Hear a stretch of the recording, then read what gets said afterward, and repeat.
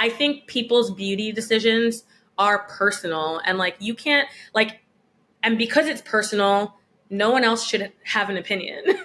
So like, if I want to get lashes done, I'm going to get lashes done. If I want to wear my natural hair and I feel good wearing my natural hair, I'm going to wear it natural. But if if I feel better wearing braids, you might catch me wearing some braids. And I hope nobody like criticizes me for the fact that I chose to wear extensions, because I feel good. I feel good. And that's all that matters. Well said. You are now part of a social experiment. See now where my limit is.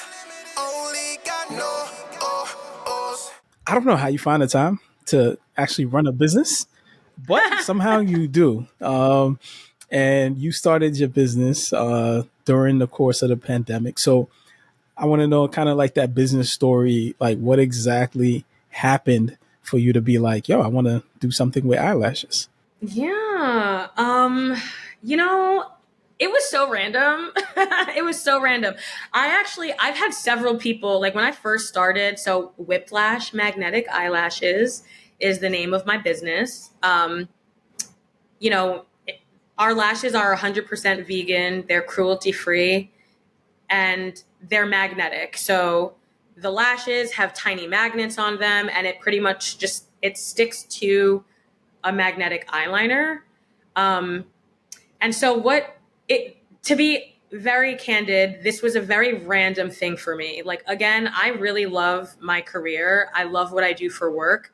And so had you asked me a few years ago if I was going to start an eyelash brand, or better yet, like any beauty business, I'd be like, what? Like, no, I've got my like biotech life going on. Like I do research, right? Like I would have never guessed that I was going to go in this direction. But I think that the pandemic was, you know, unique times where, you know, we were all stuck at home. You know, personally, I had extra time on my hands because I wasn't going anywhere. But I think because of the fact that salons were closed, right? Like I was at home trying to, and I know I'm not alone on this, like men and women were like, how do I get my hair cut? I had bald spots You know in the what middle I mean? of my Like, head trying to how cut do my I head, so I definitely understand what you're talking about.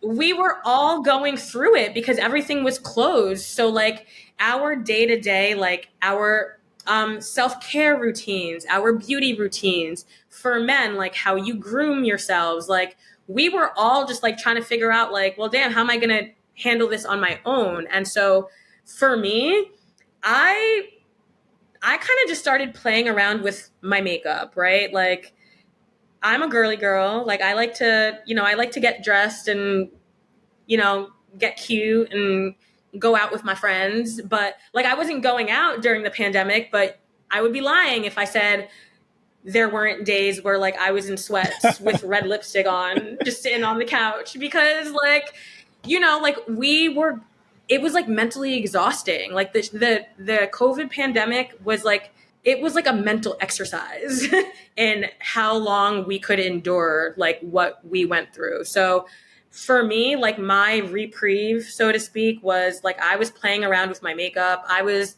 trying to braid my hair. That wasn't cute. I did my nails a few times by myself, but I started playing around with eyelashes. And prior to that, I already knew that eyelashes were kind of like this hard thing for me. Like when I would go out with my friends before the pandemic, I kind of avoided lashes. Like my girlfriends all wore lashes and I was like, damn, like when I put on lashes, my eyes get irritated. Like by the end of the night, my eyes are red. I'm like itchy eyed. Like I'm putting on these lashes and it's not even a cute look because my eyes are sensitive, and I just couldn't find something that worked well for me. So I think during the pandemic, I kind of just, I treated it like a research project. Like I didn't even realize what I was doing, honestly, like in the moment. But I took to Amazon. I was buying a bunch of different lash brands, and I would try it out. And I started to realize, I was like, okay, like I like this eyelash and I like this brand's glue, or I found magnetic eyelashes and I was like, okay, magnetic eyelashes seem to work well for me. Like personally, I have really sensitive eyes and this magnetic eyelash thing, like I found it. It works, right? But I couldn't find a magnetic eyelash company that also was vegan and Why was that cruelty-free. important for you? Good question. So because I have sensitive eyes, see again, like I feel like the theme of our entire conversation is the things that people don't know and the things that people don't think about, right? So like when you know, the average girl goes to the salon to get her lashes done, she might be irritated by the glue, right? Like, oh, the glue is burning my eyes. Like, I don't like the glue is causing irritation. But now I've got questions for you because I'm like, how do you know it's not the lashes? Because most of the lashes that are sold on the market, they're made out of animal fur. And animal fur lashes are just that. Like, they come from animal. The top three animals that lashes are sourced from, it is mink, is horse, and fox. So those are the three animals that these eyelashes are coming from.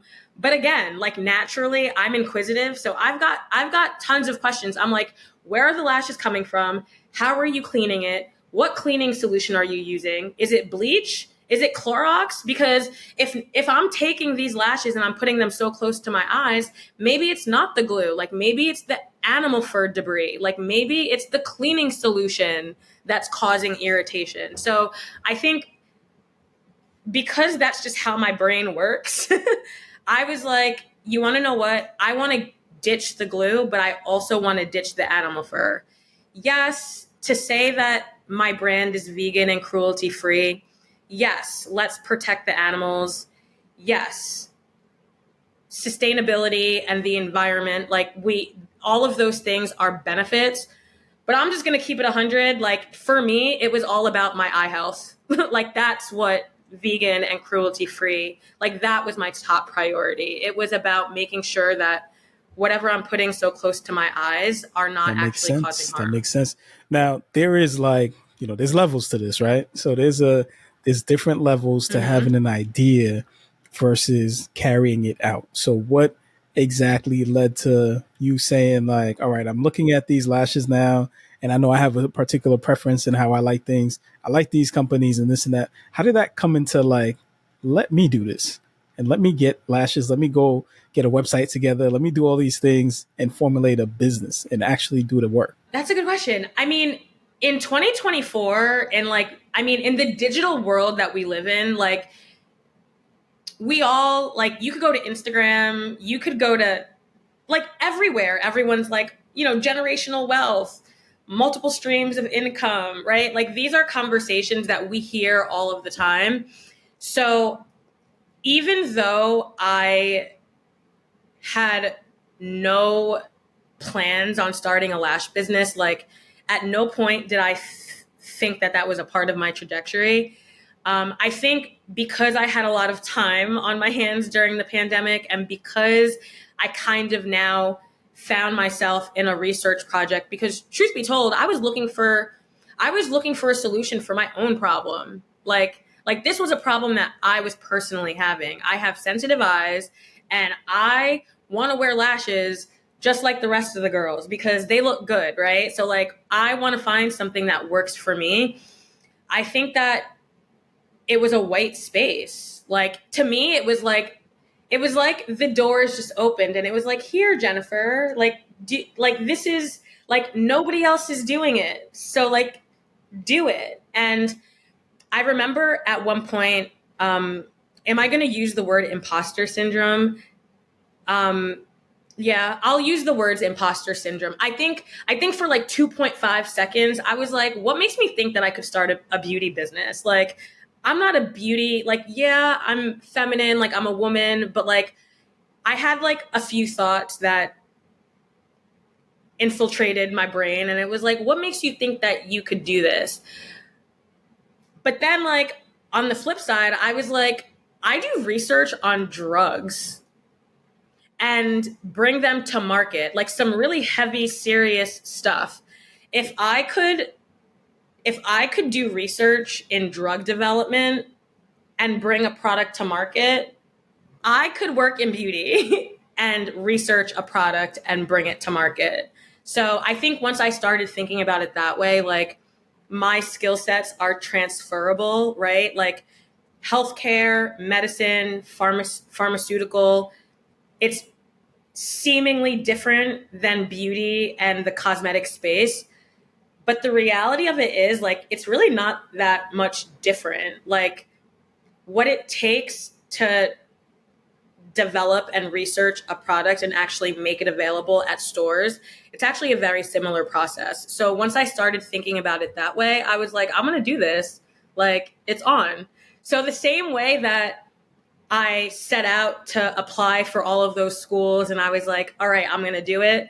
The same way that I got to Binghamton and I was like, oh, integrated neuroscience is 5 years, I bet. Like, that's just how my brain is. Like, once I convince myself that something is worth my energy and like it could be challenging, but I believe in myself, so I'm going to do it.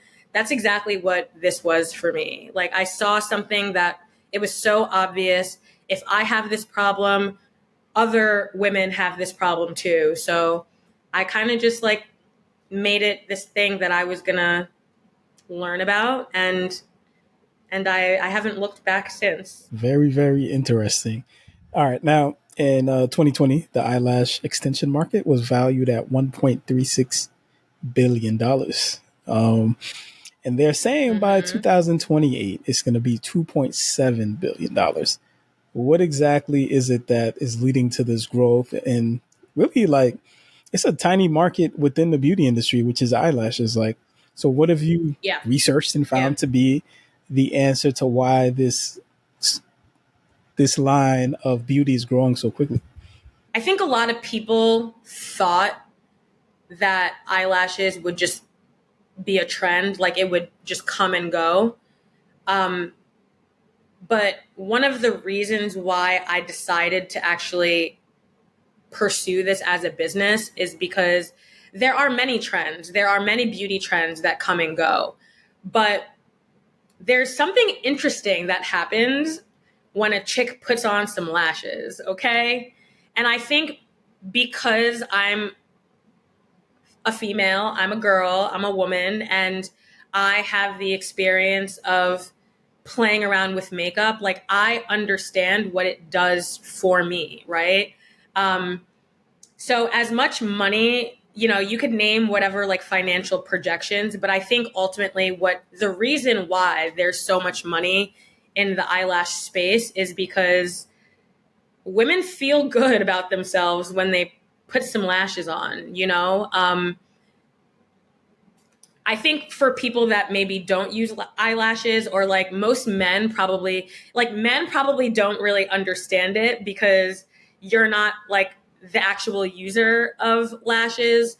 But the way like fundamentally we could agree, right, that the way a person feels about themselves on a day to day is going to impact the way that they show up at work, with their family, with their friends. Like, that's anything, right?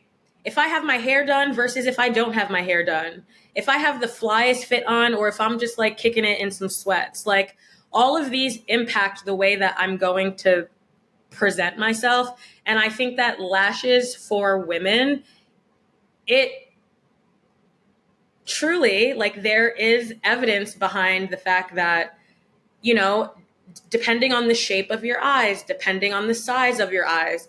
Personally, I have almond shaped eyes. So for someone like me with almond shaped eyes, I'm going to pick a certain type of lash style that's going to complement the shape of my eye. Somebody else might have eyes that are farther apart. Some people have eyes that are closer together. Some people have eyes that, you know, are like super round. Some people have like droopy eyelids. Like, all of these factors, you could pick out a lash style that's going to complement the shape of your eyes, and it does enhance your appearance. So with that being said, women are willing to invest in lashes because of how it makes them feel, and because it really does make a difference in like how, you know, our eyes are such a it's the first thing you see when you look at a person is their eyes. So I think that there's like a confidence, there's like a psychological, there's a mindset thing that's going on. So I don't think lashes are a trend. I think lashes are Very here to interesting. stay. I mean, you broke it down for me because as a man, I'm like, why do women put on I've never seen a guy be like, yo, Yeah, her see, eyelashes were amazing. Like nobody says that, but women, you know, love eyelashes. So I'm glad you broke that down because I kind of understand it now. It makes it look. I know that this is an unpopular, like, I know that this is an unpopular opinion, but we don't do it for y'all. I know that a lot of people probably will disagree with me making that statement, but like specifically when it comes to lashes, because I'm interacting with so many women and like different types of women too. Like it doesn't matter if you're black or white or anything in between. It doesn't matter if you're 16 years old or like 54 years old. It doesn't matter like if you're in the city or if you're in the suburbs. Like women like how they feel when they put on lashes. So we're not thinking about you guys. We're thinking about That is how we fascinating. feel Thank you for when we that. That wear makes them. sense now. Um, Another thing people might be curious about too is like magnetic eyelashes, how they work. Because I could just think about the issues that women just be trying to pull out their eyelashes with the glue. Like I'm like, yo, that looks painful. Like, how do magnetic eyelashes work? Yeah, this is a good question. These are questions that like I get all the time, right? So with regular lashes, you're gluing the actual false lash extension to your natural eyelashes, right? Um, so it's directly sticking to your lashes. I'm being so specific by saying that because when it's time to take the lash off, most women will tell you that when they take the lash off, their natural lashes come off right with it, right? So what we're seeing with glue lashes is that you're putting on fake eyelashes to make them longer or like to enhance what you already have. But then when you take them off, you're left with less than what you started with. Like, what's the point of that? Like to me, I didn't want to use glue for that reason because I'm like, what's the point in this? Like a lot of women end up in a vicious cycle where they keep on going back to get their lashes done because they're doing a lot of damage to the lashes that grow out of their skin, that out of their own skin naturally. Um, what I like about magnetic eyelashes is that they're magnetic, so there's no glue involved, right? So right off the bat, I'm like, tell me more, because now I don't have to worry about ripping out my lashes. Um, Now I'm gonna geek out I think for you've been just a geeking out, second. but go ahead. If you think about like when you think about when you think about um, anatomy, like our eyelids. So when you use magnetic eyeliner, I'm putting eyeliner not on my lashes, I'm putting eyeliner on my eyelid, right? So when I put my magnetic eyelashes on, it's not my it's not my natural lashes that are supporting the weight of the lash. It's my eyelid that's supporting the weight of the lash, right? Our eyelids have muscles. Like me blinking as obnoxiously as I am right now, my muscles are doing that. Our hairs don't have muscles. Our lashes do. So I'm breaking it down in that way because right off the bat, by default, the way that magnetic eyelashes are designed to work, it's significantly less tension and weight on your natural eyelashes. So you don't have to worry about the damage that's being done. Um, so to me, that is a benefit because Your girl is trying to keep what I already have there. And then you asked about like, because it's magnetic, right? So I feel like people naturally, they look at me like I'm crazy. Sometimes they're like, it's magnetic. What does that mean, right? Like there's metal in there. I get that question all the time. And so what I'll explain is that the eyeliner has an ingredient that's called an iron oxide. Iron oxides, so like it is a metal, but it's an ingredient in the eyeliner. Iron oxides properties make it magnetic, right? Um, and then to add on to that, iron oxides are commonly used in the cosmetic industry because it's a pigment. So whether a product is magnetic or not, if it's black or brown in any way, women use eyebrow pencils, women use mascara, women use like foundation, not foundation, but like maybe blush or like eyeshadows. All of those things have iron oxides in them already. So a lot of the times when people are like, I don't know if I trust this, like it's magnetic, like it might, like that might be doing damage. I'm like, no, baby girl, like half of your makeup in your drawer already has iron oxides in it. You just don't even realize it. um, so it is really cool. I think when I break it down in that way, people are like, okay, that makes sense. Um, and then what's another thing that like I get a lot? People are like, are you sure the magnets aren't gonna like affect my vision? I get that question a lot too. And my answer to that, I always simply say, do you know what an MRI is? I'll ask you that. Do you know That what an is MRI is? when man, you testing out my scientific mind right now. So that is Well, when they like go when you look hear MRI, into like what do you think when they of? look into what's happening on the inside. They go through a machine and everything, and but the Exactly. MRI Exactly. machine has Exactly. radiation and other things in it and stuff like that. Exactly. An MRI is literally like it's an imaging test, right? So like if I, broke my arm or if I had like some injury, if I was in a car accident, the doctor is going to send me for an MRI. An MRI stands for magnetic resonance imaging. What that means is that I'm laying down on a bed in between these two big fat magnets that are like circling my body, and if you could just imagine how much magnetism is required to capture what's going on inside of me, the magnetism that's required for this doesn't even compare. So, like, as soon as I start to explain that to people, they're like, okay, that makes sense. Like, magnetic eyeliner is not doing anything to your vision, the same way that an MRI is not doing anything to your Got it. vision. Got it. Got it. Got it. Man, you explain things so well, man. All right. I get these Gotcha. questions a lot. So, You after a become an while, expert. you know. So the beauty industry is another scrutinized industry. And within the past decades, natural beauty has become a thing.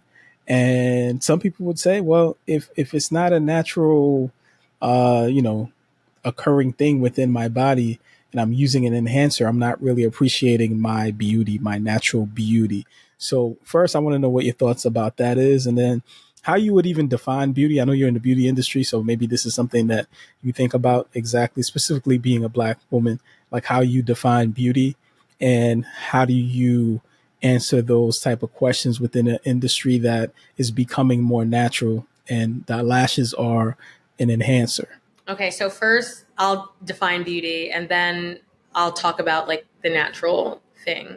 I don't know what Google says about beauty, but like personally, when I go about my day to day and I'm like, oh, this person, like when I look at a person and I'm like, this person is beautiful, right? When I'm being honest, like to myself about what I'm saying, sure, we could look at someone's physical attributes and you could say like, oh, this person is attractive or like this person looks good, right? But to me, like attractive and looking good doesn't necessarily equal beauty. Like, to me, it doesn't. I think some people might define beauty in that way, but for me personally, I think beauty is a confidence thing. Like, I think that when you think about a beautiful person, you're like, damn, look at how this person just walked into the room. Like, usually it's the way that they carry themselves. It's more than just the physical, is like what I'm trying to say, right? So again, I'm going to go back to the point of like, people do things to enhance their physical appearance because it makes them feel good. And I think that when you feel good about how you look, you show up differently. And it translates into different things. Like, oh, this person might be the smartest person in the room, but when they walk into their room, is their head down? Like, are they insecure? Or is this person like walking into the room with their shoulders back and like confident? To me, that's like, beauty is not just like, I think appearance is a part of the equation, but I think that like mindset, how you carry yourself, and like your confidence also is a part of that equation. And then, like natural beauty.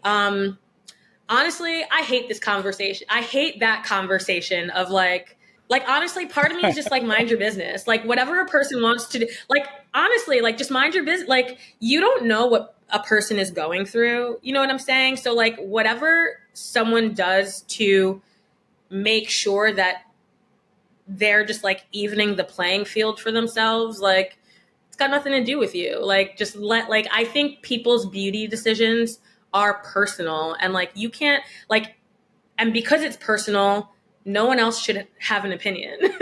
So like, if I want to get lashes done, I'm gonna get lashes done. If I want to wear my natural hair and I feel good wearing my natural hair, I'm gonna wear it natural. But if I feel better wearing braids, you might catch me wearing some braids. And I hope nobody like criticizes me for the fact that I chose to wear extensions, because I feel good. I feel good, and that's all that matters. Well said. Well said. Well said. That was a tough one. That was a tough one. Well said. All right. So you find yourself now in another market that is predominantly white. The beauty industry, lashes specifically. I don't think there's a lot of black brands that make lashes. So as one of the few black women in the industry, what has your experience been? And what advice would you have for new black business owners that are getting into a mostly white space? So at first, I didn't know what direction you were going in with this, because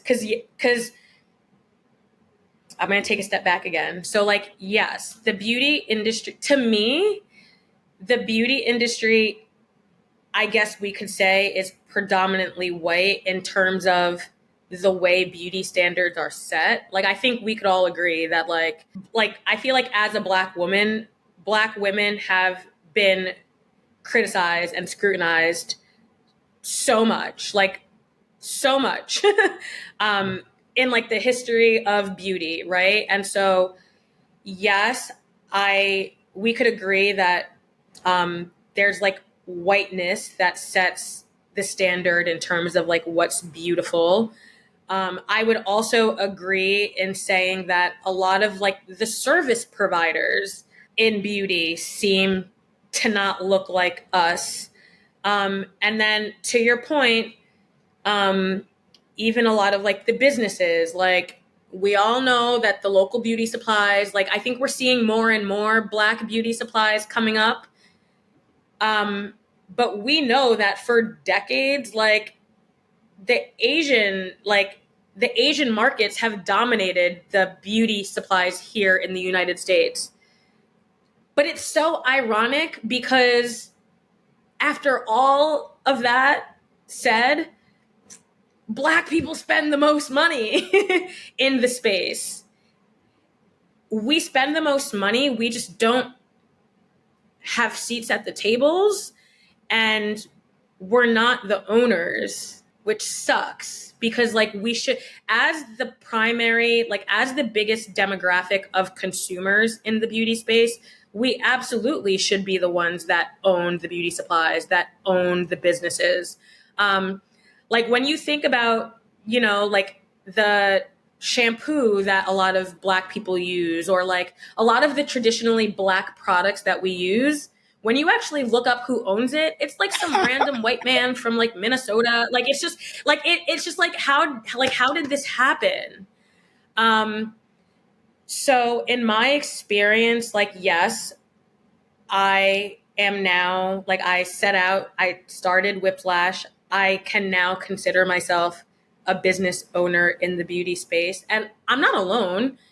There are a lot of, like, now that we're in 2024, I think we could say that there are Black owned beauty businesses. It just still doesn't compare. Like, it's still not enough. And I think that, and when I think about, like, now that I'm in it, I now understand the challenges a little bit more. And simply put, capital is like the only thing that I could say here, because I think that our counterparts have generational wealth. They've got assets, they've got cash flow that they could easily access to invest in their businesses.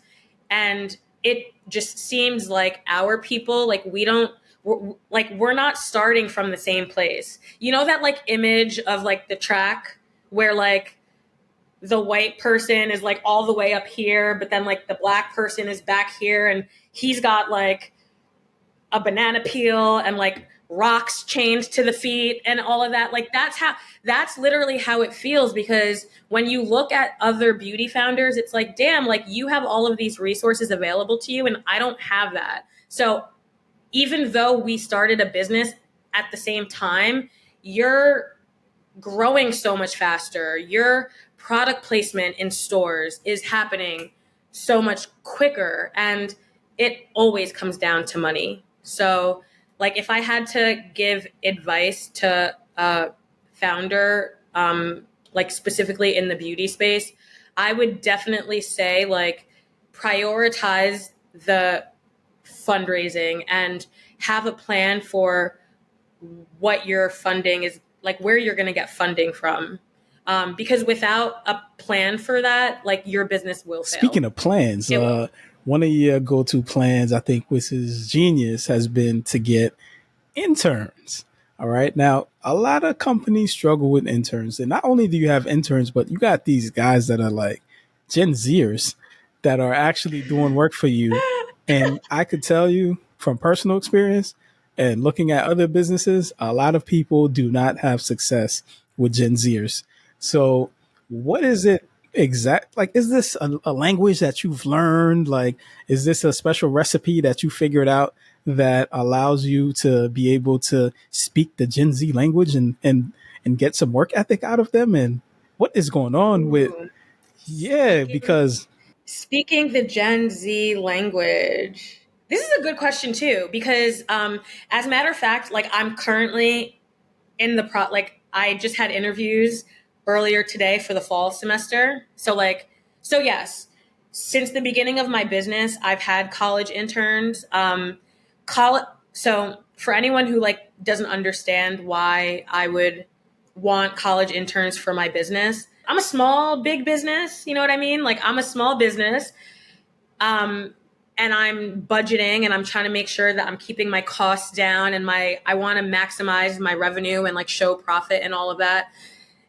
And so because of that, I'm just not at the point in my business where I'm willing to hire yet. Like I'm just not there yet. And so from the beginning of my business, I work a full-time job. Like we talked about that. I would be really silly to think that I can grow Whipped Lash the way that I want it to grow by myself. Like no successful business. Like I don't care if you're talking about Coca-Cola. I don't care if you're talking about Nike. I don't care if you're talking about like the shirt that I'm wearing. Like businesses that thrive and do well, it's not off of the strength of one person. So I think from the very beginning, I understood that, sure, I think I'm smart, but like, I'm also smart enough to know that I don't know everything. Like I don't. I know what I know, but I don't know everything. So I've always had interns to help me with social media management and marketing because again, I didn't go to school for marketing. Like, was that even offered when I was in school? Like, times are just different now, right? So, like, there are a lot of students now that are pursuing, because, like, that, like, we're in a digital age now where so many people are majoring in marketing. And so I partner up with some of the local schools. So, you know, we've got Adelphi right here. We've got Hofstra, Malloy, right? Like, those are just to name a few. I know who the advisors are. I leverage LinkedIn, you know, to find people that are interested in working for me. But ultimately, they work with me for college credit, right?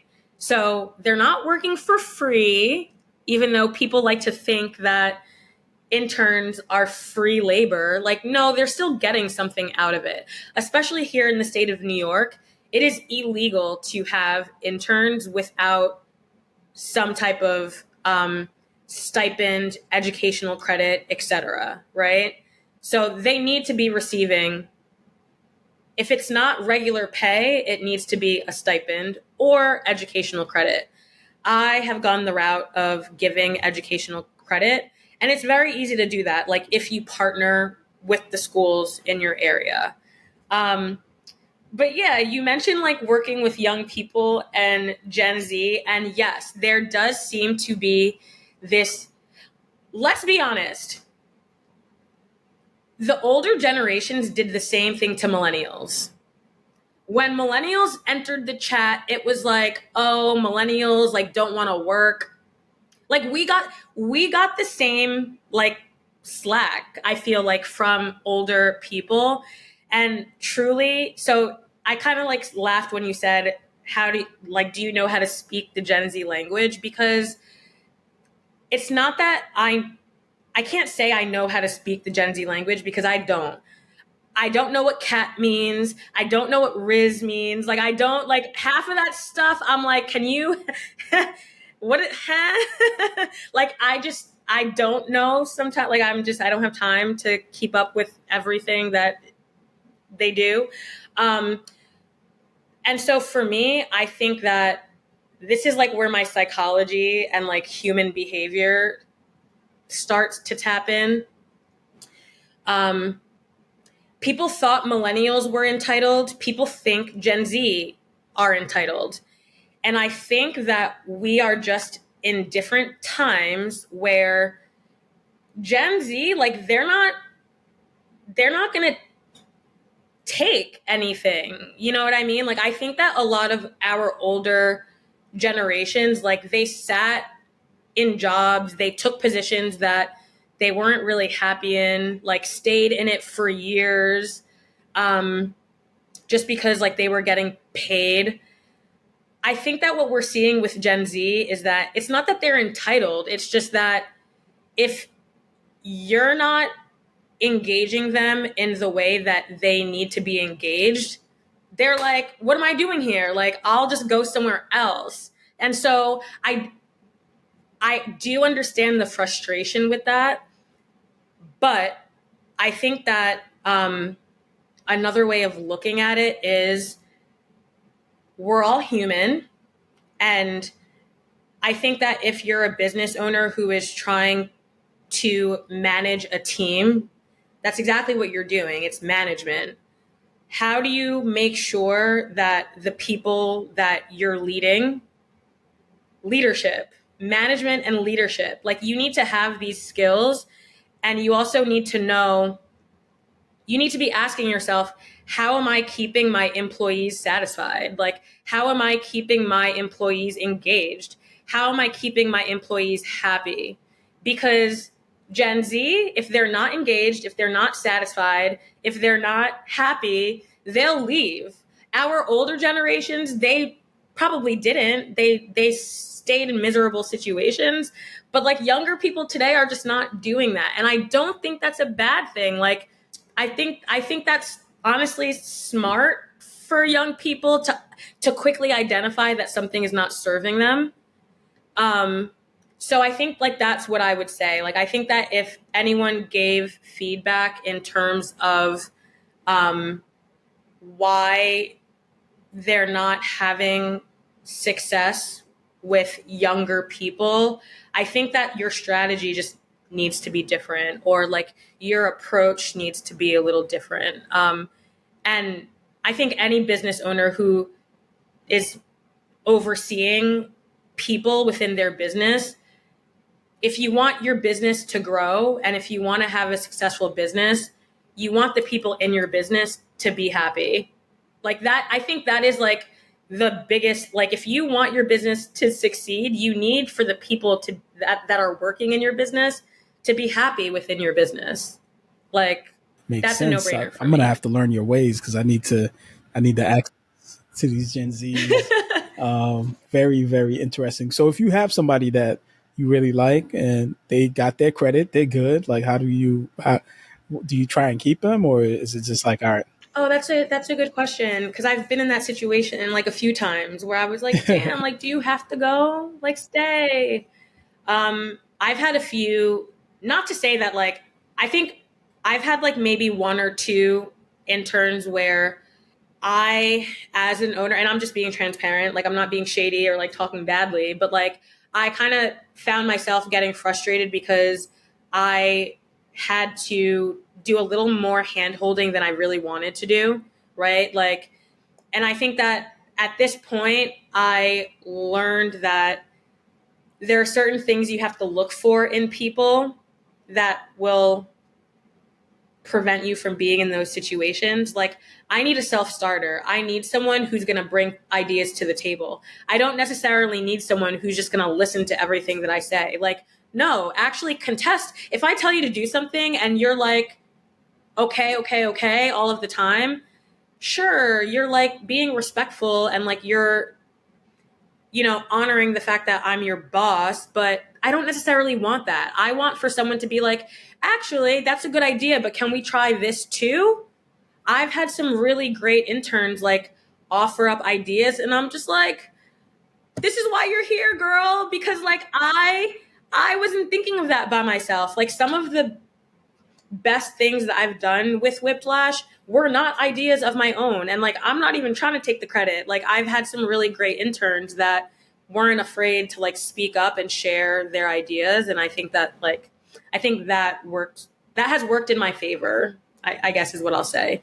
You just have to know how to find those My next people. question: how do I find those people, and how many interns do you have at a specific moment in time? Oh yeah, that's a good question.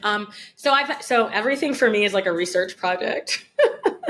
um, because like when I first started Whipped Lash, I've had interns from the very beginning, but every semester I've kind of, everything is trial and error, right? So the first semester I had 3 interns and I felt good about that, right? Because like one of them was doing content creation, another one was doing email marketing, and then the other one was kind of like, I'm not going to say floating, but she kind of like did the things in between, right? So like she would write the captions and like make sure that hashtags and like schedule the posts. And so like I had a nice little system with having 3 people. So 3 felt like a good number.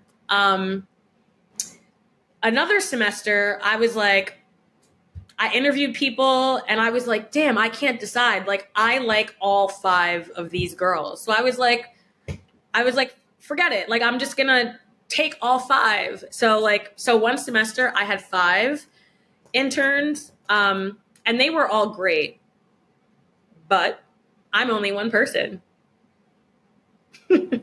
So in my reflection, like as a business owner, like I already have I have other things to do. I have to manage my inventory. I'm over here like crunching the numbers, accounting. Like I have other responsibilities outside of managing interns. So when I think back on having 5, I recognize that I was getting help that I needed, but I was meeting with each of them individually once a week, and we would also have team calls.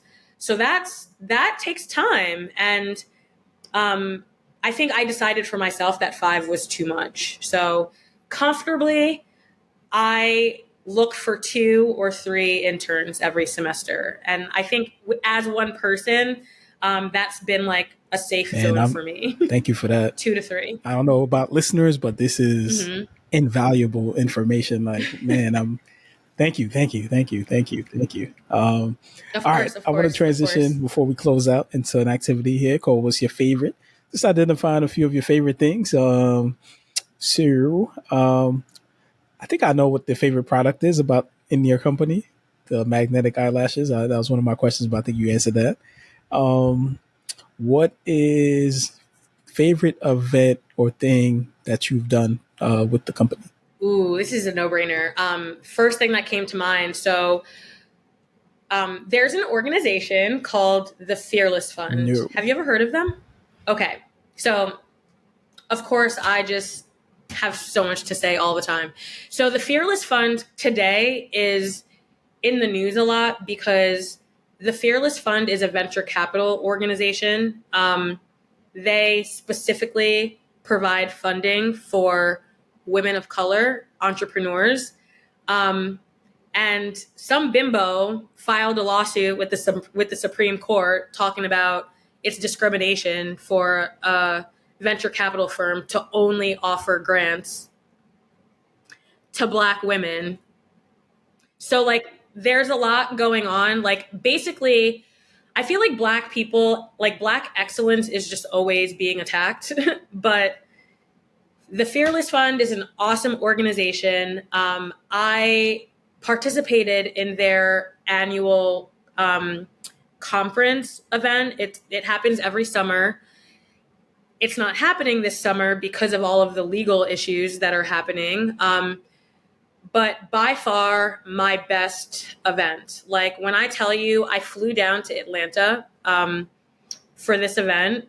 So it was an event throughout the course of the weekend. There was like a pitch competition. There were workshops, seminars. And I was also a vendor that weekend. To this date, that is the event where I've made the most money. Like people in Atlanta support Black owned businesses. So I was really happy that I did that event. And as soon as they're back up and running, like, I'm gonna sign up to do it again. Favorite. That is dope. That is dope. Very interesting. I think, like you mentioned, there's always an issue with Black excellence. I get issues on the podcast where people are like, oh, no, this person didn't do that and they're not that great. And of course, it's not from us. But I'm like, why are y'all listening to a podcast on Black excellence anyway? But anyway. Nosy. They want to know. Interesting.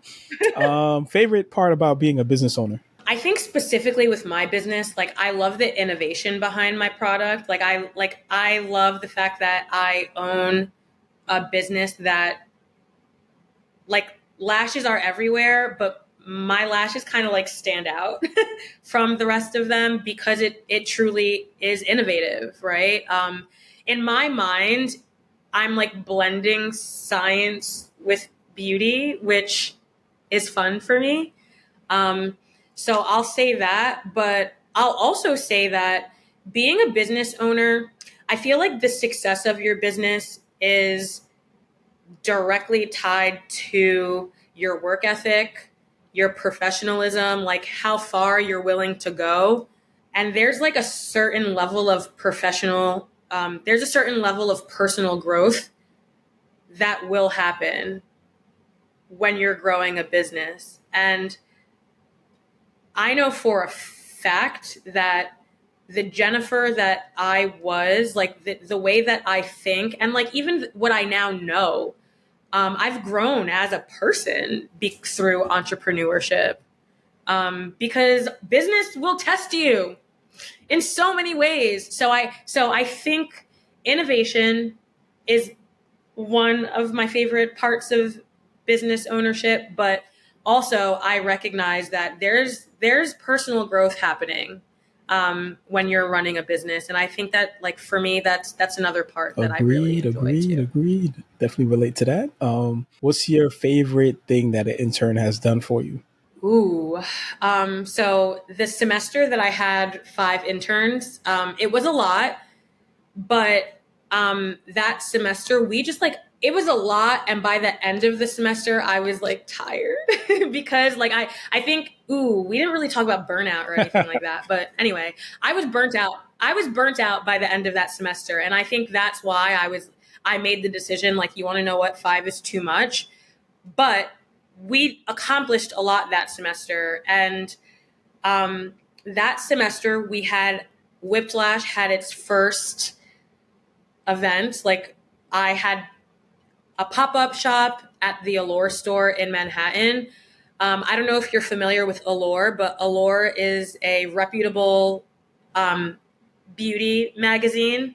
So like women and girls, like, I mean, I remember being like 11 years old, like, is my magazine in the mail yet? Like, Allure, Allure is really high up. Like, Allure sets standards. They issue beauty awards and like they rate products. And so consumers really take to like what the publication has to say about what's going on in the beauty space.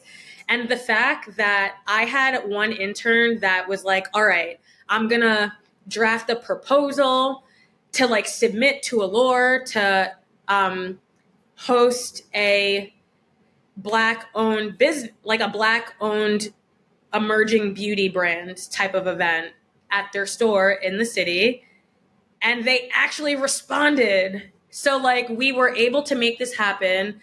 Another intern, she like made the graphics. I had another intern that was more like PR. So she was like, I'm going to write the press release and send it out to like the news outlets. I was like, all right then. Like, y'all are just doing everything that I didn't know I needed to do. Because again, about interns, I think it's a mindset thing. I think a lot of people think that when you have interns, you have to like teach them and like you have to like handhold and guide them. Don't get it twisted. Like, it's a two-way street. I learn things from my interns all of the time. Like, I didn't go to school for marketing, like, and they're currently in school. So they're learning like the latest information. So I get to indirectly learn from them. Like, what, a press release? How do we do that?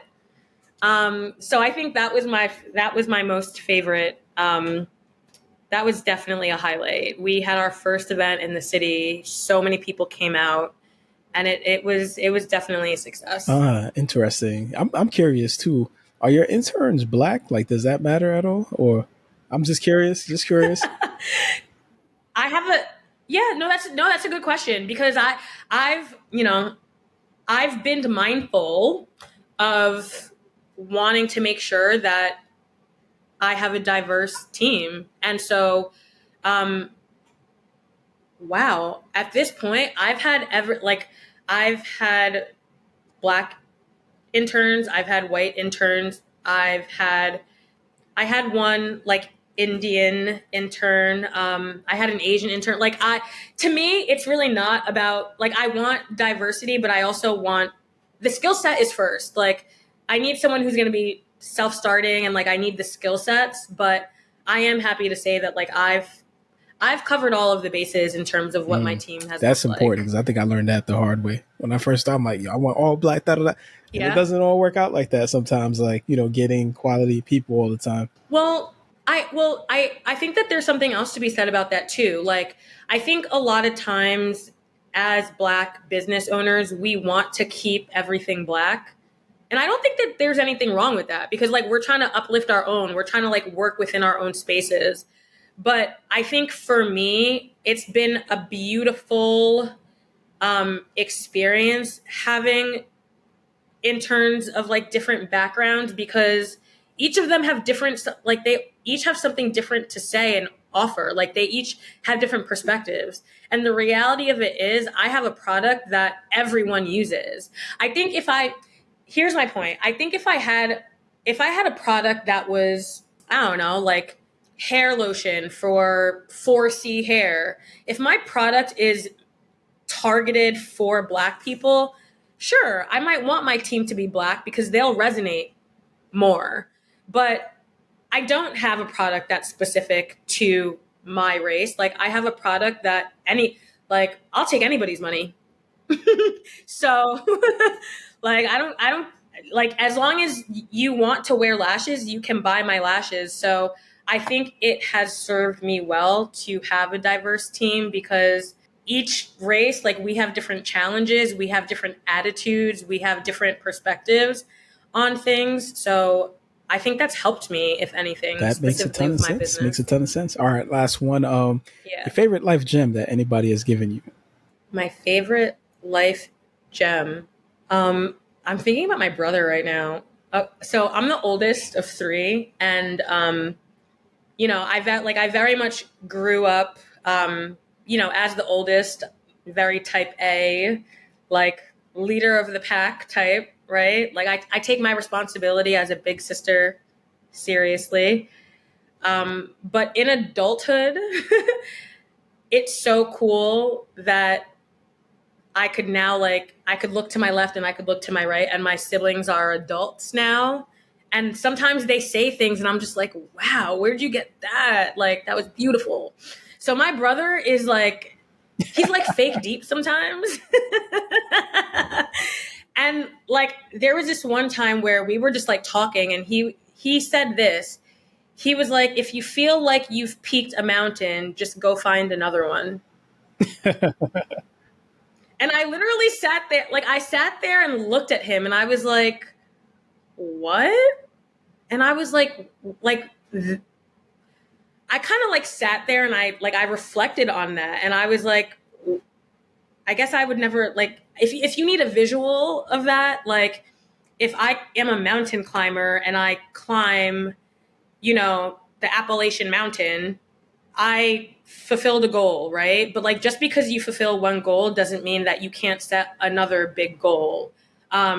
So you might just find, Mount Everest and climb that one next, So that was my first thought. I feel like my brother is just full of these little, he'll like say these little comments in the middle of conversation, and that one stands out to me. I'll never forget that day. He was like, if you feel like you've peaked one That's mountain, just important. find another one. I I think I live by that one that, is to kudos to be your brother honest. first off, but that one is super important because I've found when a lot of people get to the top of a mountain, they either get bored or depressed like afterwards. And it's like if you don't have that as a mindset, like yo, I'm gonna look for another mountain, you think that that's it. I just hit the pinnacle of life. Yeah, And like, I what made do I it. do I'm now? here. Like, you no, know? there's always more.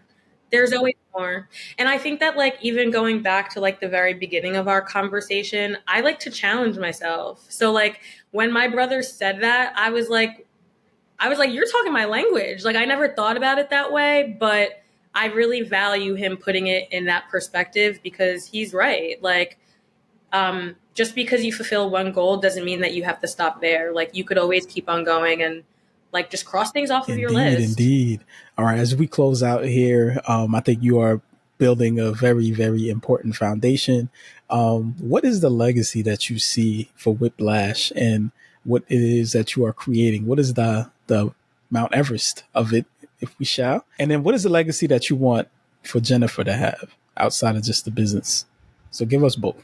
Ooh, I love this question. So as much as I want to say that, like, I want Whipped Lash to grow into a multi-million dollar company, like maybe even a, billion, like I want Whipped Lash to grow. A lot of people ask me, like, do you plan on opening a store? Like, that's just not a part of my business strategy. Um, my business plan is to just diversify my selling channels, right? Like, I sell on my website, I sell on social media. I want to increase my selling channels, meaning that if Target or Sephora or When? Ulta, oh, When when? day? No, I'm saying I one want to day. You say, said if. When no, day? oh. Yes, it is going to happen, specifically in 2025. I've already set that goal. So yes, when Target or Ulta or Sephora picks up Whipped Lash, increasing my selling channels is just going to make it easier for people to access my product, which is going to,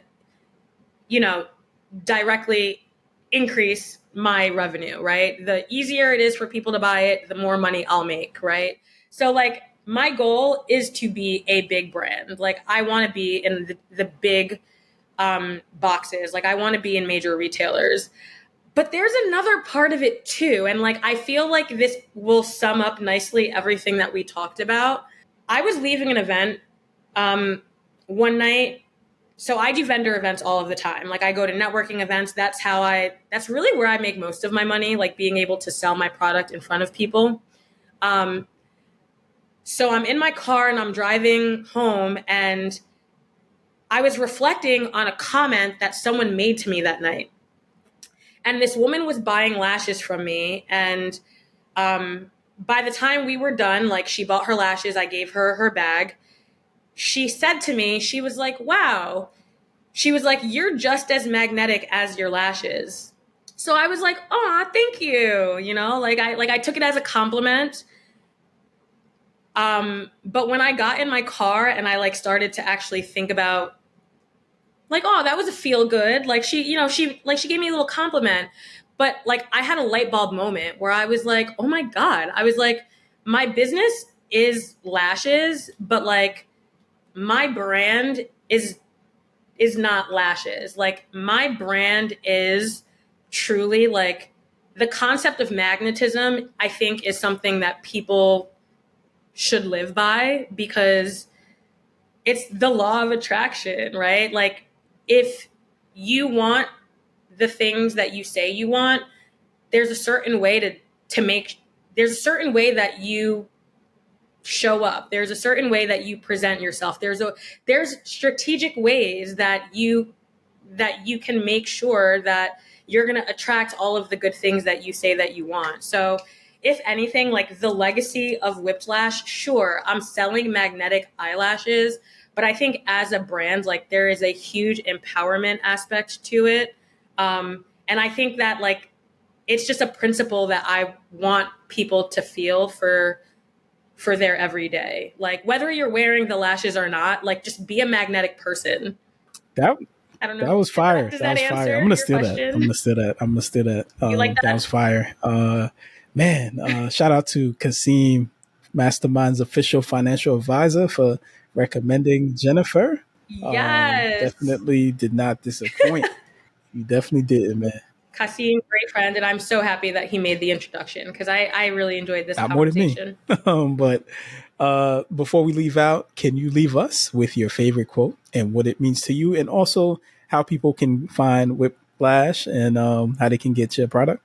Ooh, okay. So I'm gonna geek out again because I don't even know if this is like a famous quote. I don't know who said it, if somebody did, but like it goes something along the lines of what doesn't get measured can't be managed. I'll say it again. What doesn't get measured can't be managed. So as sciencey and like mathematical as like my background is, I think like where I am in my life now, it doesn't have to be academic. It doesn't have to be like your work or your business. It's like anything, like the food decisions that you make, like your lifestyle choices, like your workout routine. If you're not measuring what it is that you're setting out to do, you can't assess whether or not you're improving, getting worse, or staying the same, right? So I personally like. I think that that's just like that's like a mantra for me. What doesn't get measured. Man, not only do you simplify business, science, now you're simplifying life, yo. Like that. That is wow. No, that's a good one, man. I'm gonna really write that down. I live by that one. I definitely live by that one. That's one to write down so that you could like actually implement that like in your day to day. But yeah, Jennifer Leveque. You could find me. I mean, I'm on all of the social media platforms. So personally, it's Jen Leveque. So JenLeveque. That's my last name. And then my business is Whipped Lash. So Whipped Lash magnetic eyelashes. If you Googled, it'll come right up. WhippedLashNewYork.com is my website. And Instagram, social media is the same. Whipped There it Lash is, NY. man. Support Black businesses for sure. And like Jennifer said, like, there's other cultures that's making money off of us. Why not us make money off of us? So definitely support Jennifer and Whipped Lash. And man, I feel like I could teach a class in clinical research. I could teach a class in eyelashes. I could teach a class about Eyelashes. life, man. And getting interns in business. I'm like, you gave us so many gems today, Jennifer. I appreciate your time. I know you're busy and just the information. I hope that listeners definitely got as much from this interview as I did, especially if you're in business. I think this, again, great information. Thank you for just being upfront with us and giving us a lot of gems today. And of course, support Jennifer's business, Whipped Lash. And listeners, of course, remember, your mind is the most powerful tool in the universe. If you can think it, you can do it. If you believe in it, you can be it. And if you fight for it, you can have it. The world is yours. This has been your host, Mr. G, and I will see you next time on MasterMine. So every day I'm going hard. I'm talking business, bank accounts, and credit cards. And somehow we defeat the odds and making sure that no one starves illegal or you had a job.